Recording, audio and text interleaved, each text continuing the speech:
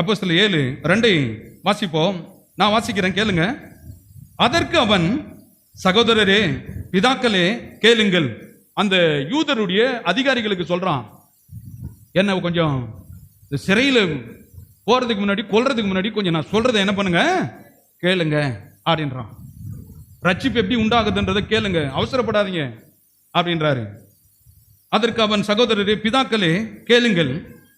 நம்முடைய பிதாவாகிய ஆபிரகாம் காரான் ஊரிலே குடியிருக்கிறதற்கு முன்னமே மெசொப்பொத்தாமியா நாட்டிலே இருக்கும்போது மகிமையின் தேவன் அவனுக்கு, என்ன நாட்டில் இருக்கும்போது, மெசொப்பொத்தாமியா என்கிற ஒரு நாட்டில், கவனிங்க, அந்த காரான் ஊரிலிருந்து வந்து அந்த ஏரியாவுக்கு அங்கே தங்குறான், இந்த மெசொப்பொத்தாமியன் என்கிற நாட்டில். அப்ப இந்த ஸ்தேவான் என்கிறவர் அந்த யூதர்கள் கிட்ட இந்த வரலாறை சொல்றான். அழைப்புக்கு இடையில அவன் எத்தனை வருஷமா இந்த விக்கிரகங்களை வணங்கிட்டு இருந்தான், எப்படி அவன் இருந்தான், எந்த கலாச்சாரத்தில் இருந்தான். ஆனால் அப்படி இருந்த ஒரு மனிதனை தேவன் அழைத்து, எப்படி அழைச்சாரு, இதனுடைய வரலாறை சொல்லிடுறேன் அப்படின்ட்டு தான் என்ன பண்றாரு, மகிமையின் தேவன் அவனுக்கு என்னமானாரு, தரிசனமானார். இந்த மகிமைன்னா என்ன, முழு அழகு அப்படின்னு சொல்லி சொல்ல வருகிறது. இந்த மகிமையின் தேவன் அப்படின்னா பாருங்க, ஒரு பூவு ஒரு சின்ன முட்டை இருக்கும்போது பார்க்கும்போது அது பார்க்கறதுக்கு ஒரு புல் மகிமையை என்ன பண்ணாது, புல் அழகுன்னு தெரியாது. அது முழுமையாய் மலர்ந்த பிறகு அது சொல்றாங்க, முழு அழகும் அந்த பூவில் என்ன பண்ணுது, தெரிகிறது. அது மாதிரி ஒரு கிரிக்கெட் வீரருக்கு அப்படிதான். ஒரு நல்ல ஒரு நட்சத்திர பேட்ஸ்மேனு சரியா விளையாடுனா சொல்லுவாங்க, அவர் முழு ஆட்டத்தை இன்னைக்கு என்ன பண்ணல, வெளிப்படுத்தல, முழு மகிமையான ஆட்டத்தை வெளிப்படுத்தல, நல்லா ஆடி நல்ல ரன்னை சேர்த்தாங்கன்னு சொல்றாங்க, இன்னைக்கு அவருடைய முழு மகிமையை என்ன பண்ண முடிஞ்சு, விளையாட்டை பார்க்க முடிஞ்சு.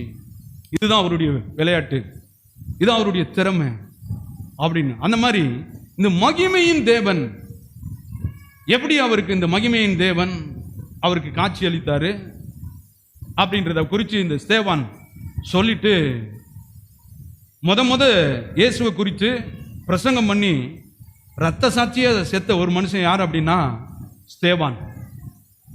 இவன் தான் சொல்றான், இந்த ஆபிரகாமுடைய சப்ஜெக்டை அவங்களுக்கு சொல்றான். சொன்ன உடனே பாருங்க, அதுல இருந்து தான் யூதர்கள் எல்லாம் என்ன பண்றாங்க, இந்த இயேசுவை பின்பற்ற ஆரம்பிச்சாங்க பாருங்க. அப்படி சொல்லிட்டு இந்த மகிமையின் தேவன், எல்லாரும் சொல்லுங்க, மகிமையின் தேவன் ஆபிரகாமுக்கு தரிசனமானது போல எனக்கும் தரிசனமானார். நீங்க ஏதோ ஒரு விதத்துல கவர்ந்து இழுக்கப்பட்டு இங்க வந்து என்ன பண்ணிருக்கீங்க, உட்கார்ந்துருக்கீங்க இல்லையா? ஒருவேளை ஒரு பாட்டை கேட்டிருக்கலாம், ஒரு பிரசங்கத்தை கேட்டிருக்கலாம், இல்ல யாராவது உங்களுக்கு ஒரு சாட்சியை சொல்லி இருக்கலாம்.